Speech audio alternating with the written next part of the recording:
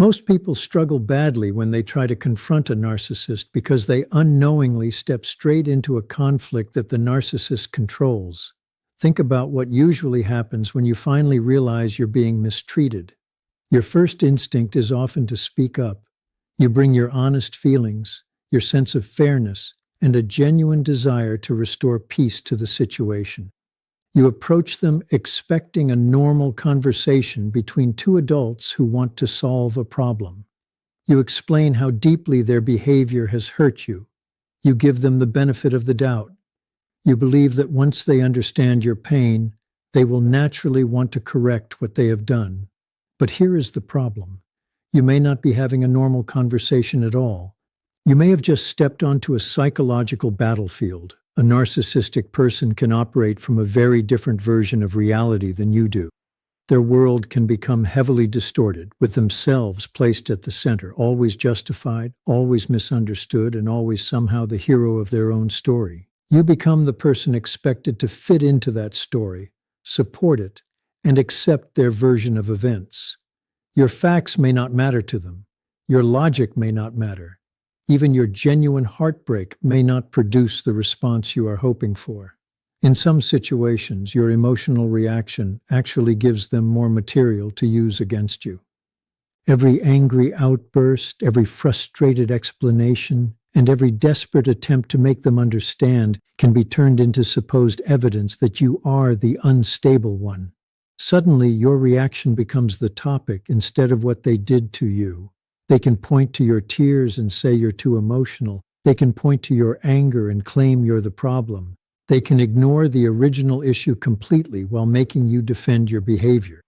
And before you realize what happened, the conversation has moved away from their actions and onto your emotional response. When you fight them with emotion alone, you're entering a game where they control the rules, change the rules whenever necessary, and decide when the argument is over. You can leave the conversation feeling exhausted, confused, guilty, and completely defeated. But the real shift in power begins at the exact moment you stop reacting and start responding.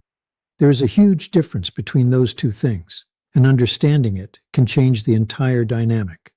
An emotional reaction is fast and uncontrolled. It's the sharp reply you make before thinking, the defensive explanation, the sudden raised voice, the angry message, or the desperate attempt to prove yourself. When you react, the other person can often control the direction of the interaction simply by pressing the emotional buttons they already know exist. A thoughtful response is completely different. It is calm. It is deliberate. It is grounded. It is the conscious decision to step outside the emotional trap and refuse to let someone else dictate your behavior. Instead of following their version of reality, you return to what you actually know, what you experienced, and what you are willing to accept. This is where your words become much more powerful. Your words stop being ammunition in an endless argument and become tools for building a clear boundary. You begin creating a firm structure around your reality, something that doesn't need to become louder just because someone else refuses to respect it. A strong boundary does not require a long speech. It does not need anger. It does not depend on the other person agreeing with you. And that is exactly why it can be so powerful. But before you can understand how to disarm these patterns, you have to understand what often drives them. Many people assume narcissistic individuals are simply extremely confident, arrogant, aggressive people who enjoy confrontation. So they respond by becoming equally angry, trying to overpower them, or desperately attempting to make them understand through logic. But anger often doesn't solve the problem, and logic alone may not reach someone who is committed to protecting their version of reality. What can feel threatening to a narcissistic person is being clearly seen without the usual distractions. Beneath the impressive image, the confidence, the superiority, and the constant need to appear in control, there can be deep insecurity and intense shame. The outward personality can function like a protective shell built over many years. Imagine a huge fortress covered in mirrors and armor. From the outside, it looks powerful and impossible to penetrate. But the purpose of the fortress is not simply to dominate everyone around it. It is also designed to hide what exists behind the walls. A person may build an exaggerated identity because facing their own painful insecurities feels unbearable. They create an image for the world and then become dependent on protecting that image. Their deepest fear may not be your anger or your insults. It may be the possibility that someone sees through the performance and refuses to participate in the illusion. Imagine someone walking toward that fortress and noticing the small cracks in the walls. They don't need to destroy the entire structure. They simply need to see what the walls were designed to hide. That kind of clear observation can feel deeply threatening because it removes the protection of the image. And this is why certain calm statements can have far more impact than shouting ever could. When you calmly describe what is happening, you are not attacking the fortress with force. You're simply turning on a light. You're refusing to become distracted by the performance. You're holding up a clear reflection of what you are experiencing and allowing reality to stand on its own. They may not fear your physical presence. They may not even care about an insult. What can be much more uncomfortable is realizing that you are no longer confused by their behavior. You see the pattern. You recognize the manipulation. You understand what is happening. And most importantly, you no longer need them to agree with your reality before you trust your own experience. That is a major shift. Setting a firm boundary through your words is an act of self-control and self-respect. It is not the same thing as attacking someone. This distinction is extremely important because manipulative people may try to convince you that any boundary you establish is an act of aggression. But aggression is about controlling or hurting another person to force an outcome. Assertiveness is different. Assertiveness is calmly deciding what you will and will not accept, and then acting according to that decision. Think about the difference between entering someone else's property to create a confrontation and standing firmly on your own property while saying, "You cannot cross this line." You're not trying to control their entire life. You're protecting your own space. You're not demanding that they become a different person. You're deciding what you will do if their behavior continues. And that difference changes everything. But there is another part of this that people often overlook. The words themselves are only one part of the boundary. Your tone carries enormous weight. A boundary screamed through anger can quickly become another argument. When you yell, insult, or repeatedly defend yourself, you may be showing the other person that they still have access to your emotional state. They know exactly which buttons to press because they can see you reacting to every provocation. But a boundary delivered calmly has a completely different energy. Think about stating a simple fact such as 2 plus 2 equals 4. You don't need to scream it. You don't need to cry. You don't need to convince someone through 10 minutes of emotional explanation. You simply state it because you know what you know. That same calm certainty can change the interaction. Your quiet voice communicates that you are no longer fighting for permission to have your own reality. You are simply standing in it. And when you stop trying to win the argument and start protecting your peace, the entire dynamic can shift. You are no longer allowing someone else's reaction to determine whether your boundary is valid.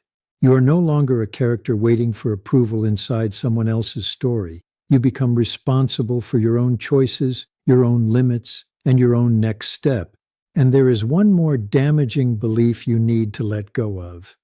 After being manipulated, you may start wondering whether you were chosen because you were weak, damaged, naive, or easy to deceive. But that conclusion can be deeply unfair to yourself. Being manipulated does not automatically mean you lacked intelligence or strength. Sometimes people are drawn to those who possess qualities they themselves struggle to develop or maintain. Your empathy may have been valuable. Your loyalty may have been valuable. Your willingness to understand people may have been valuable. Your ability to care deeply, forgive, support, and see potential in others may have been exactly what made you stay longer than you should have. So don't rewrite your entire identity around what someone else did to you. The fact that you trusted someone does not make you foolish. The fact that you cared does not make you weak. And the fact that you once tried to understand someone who repeatedly hurt you does not mean you are destined to remain trapped in that pattern. The moment you stop measuring your strength by how well you can survive someone else's chaos, you begin measuring it by how firmly you can protect your own peace. And that is where your power starts coming back. Your genuine self-worth, your inner strength, and the light you carry are often part of what makes you stand out. Your presence in a toxic person's life may not have happened by pure chance. People who manipulate others often pay close attention to certain qualities before becoming deeply involved. Think about a predator watching a large group from a distance. It doesn't necessarily focus on the weakest member. It may look for the individuals that appear strong, capable, energetic, and full of life because those qualities represent something valuable. In unhealthy relationships, a manipulator may be drawn towards someone who has emotional strength, resources, stability, or qualities they want for themselves. And there are several specific human qualities that can make a caring person especially attractive to someone who wants to take advantage of them. Ironically, these are often the same qualities you probably consider some of your greatest strengths. Your empathy is one of them. You have the ability to understand what another person may be feeling, recognize their pain, and give them another chance when others would walk away. To a healthy person, that is compassion. But to a manipulative person, unchecked empathy can look like an open door. They may realize that you are likely to search for explanations before judging them. They may learn that when they hurt you, you will wonder whether they were stressed, tired, afraid, or going through something difficult. Your compassion can become something they repeatedly use if there are no boundaries around it. Then there is your competence, your abilities, talents, professional experience, discipline, creativity, and practical skills can all become attractive to someone who wants to benefit from what you have built. They may slowly move closer to the resources you created through years of effort and then begin taking credit, depending on you excessively, or making your accomplishments part of their own image. And then there is your integrity. If you are naturally honest, decent, loyal, and sincere, you may automatically assume that other people are operating from similar principles. You may struggle to imagine that someone could look directly at you, lie without hesitation, hurt you deliberately, and then behave as though nothing happened. That assumption can give a manipulative person an enormous advantage because you keep searching for the good intention behind behavior that may have no good intention at all. This is why caring people sometimes remain in unhealthy dynamics far longer than they expected. They are not stupid. They are trying to understand the situation using the same moral framework they use themselves. A toxic person may enter your world because they want access to your energy, your stability, your resources, your attention, or the emotional value you bring into their life. And when they realize they cannot completely control those qualities, their behavior may change. Instead of simply benefiting from your strengths, they may begin trying to weaken them. If your confidence makes them uncomfortable, they may criticize you. If your independence threatens their control, they may make you feel guilty for having your own life. If your happiness reminds them of something missing inside themselves, they may slowly try to take that happiness away. But this process usually doesn't begin with an obvious attack.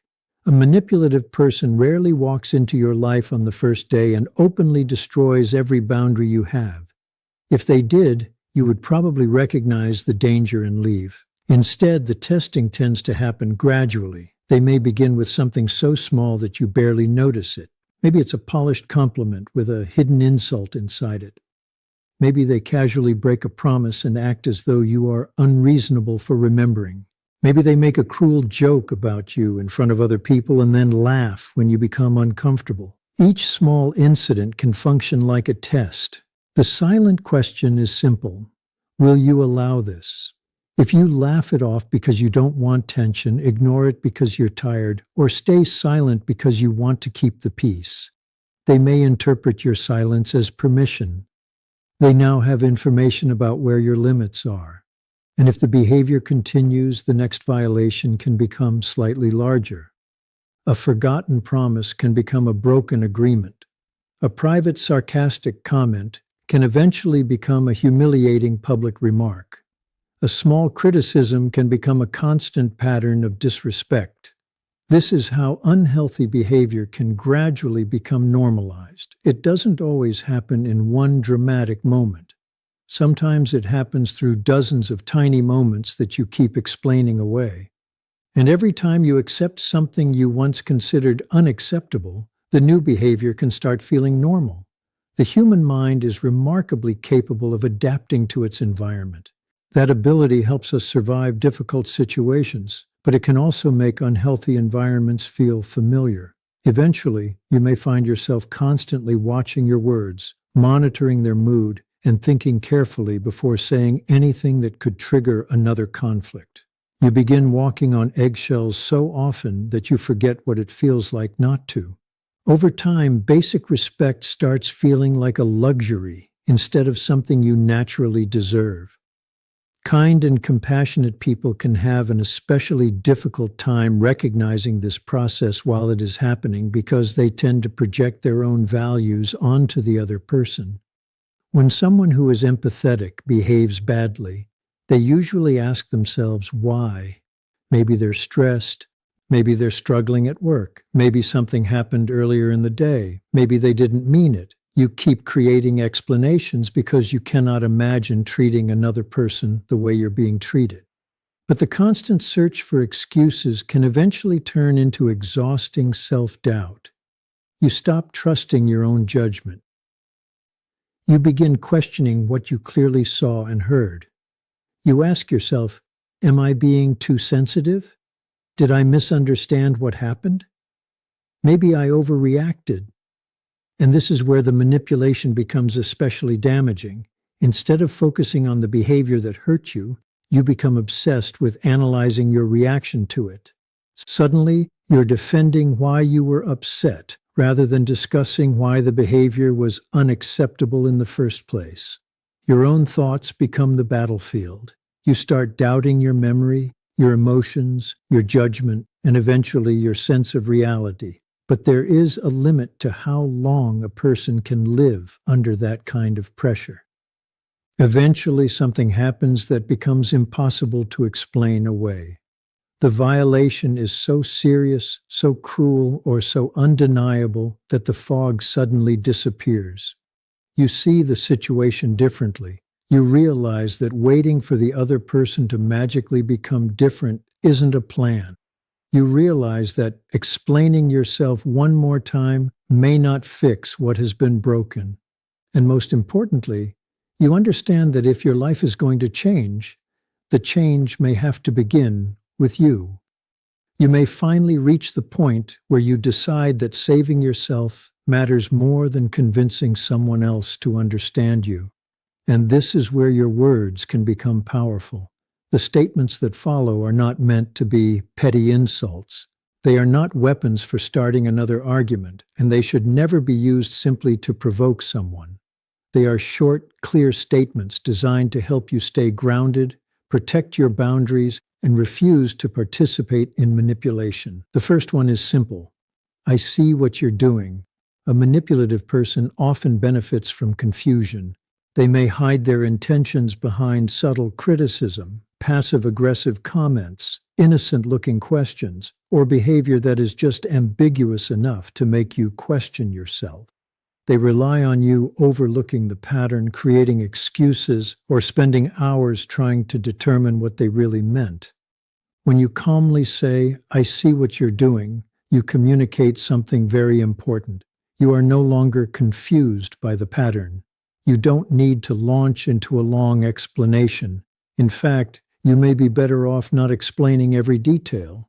If you start listing every example, the conversation can quickly become a debate about each individual event. They may deny one example, reinterpret another, and convince you that you misunderstood the third. Suddenly, the entire discussion becomes another argument over details. The strength of this statement comes from its simplicity. You are not asking them to agree with you. You are not begging them to admit what they did. You are simply stating that you recognize the behavior, and that communicates a powerful shift. You are no longer waiting for them to define what is happening. You are trusting your own awareness. The game changes when confusion is no longer controlling you. It brings their hidden behavior into the open and makes it much harder for them to hide behind confusion, excuses, or manipulation. That can feel deeply uncomfortable for someone who depends on controlling how other people see them. The second statement is, "That is not my responsibility." Narcissistic people may repeatedly try to place the weight of their mistakes, bad moods, personal failures, and chaotic decisions onto someone else. If they lose their keys, somehow you are blamed for the messy house. If something goes wrong at work, they may claim you distracted them. If they make a poor decision, they may search for someone else to carry the consequences. When you calmly repeat, "That is not my responsibility," you are refusing to pick up a burden that does not belong to you. For a naturally caring and empathetic person, this can feel extremely uncomfortable at first. Your instinct may be to step in, solve the problem, calm everyone down, and make the situation better. But you need to understand the difference between helping someone and constantly rescuing them from the consequences of their own choices. Genuine support can be healthy. Taking responsibility for another adult's repeated behavior can become destructive. Refusing to carry someone else's emotional baggage is not cruelty. It can be an important act of self-protection. It allows the other person to experience the natural results of their decisions instead of repeatedly using you as the place where every problem gets dumped. The third statement is, "I will not be spoken to that way." This is not a polite request for better behavior. It is a clear boundary. You are not begging someone to respect you, and you are not asking permission to deserve basic decency. You are simply making it clear what you will and will not accept. The way you say it matters just as much as the words themselves. It should be calm, steady, and firm, rather than delivered through rage. When you scream or become visibly overwhelmed, the conversation can quickly turn into another emotional battle. Your anger becomes the new subject, and the original disrespect disappears into the background. But when you say, "I will not be spoken to that way," without shouting or trying to prove anything, you establish a simple line. You don't have to spend 20 minutes explaining why their behavior was unacceptable. You don't have to convince them that their tone was disrespectful. You are simply communicating that respectful communication is a requirement for continuing the interaction. If they refuse to meet that requirement, you have the right to step away. You are not trying to control them. You are controlling your own access and participation. The fourth statement is, "Your feelings about this are not my responsibility." This one can be particularly difficult for highly empathetic people because they are naturally sensitive to the emotions of those around them. A manipulative person may use anger, tears, dramatic reactions, accusations, or displays of victimhood to influence what you do next. Suddenly, you are rushing to calm them down. You're apologizing simply because they're upset. You're changing your plans because they are angry. You're abandoning your own needs because you feel responsible for making them emotionally stable. But another person's feelings belong to them. You can care about someone's emotions without becoming responsible for managing every emotion they experience. When you calmly recognize that distinction, you create a healthier separation between their emotional world and yours. You can listen without surrendering your boundaries. You can have compassion without accepting blame for feelings you didn't create. You can understand that they are upset without allowing their anger to dictate your behavior. That is emotional independence. The fifth statement is, "I do not need to justify myself to you." Think about what often happens during an exhausting argument with a manipulative person.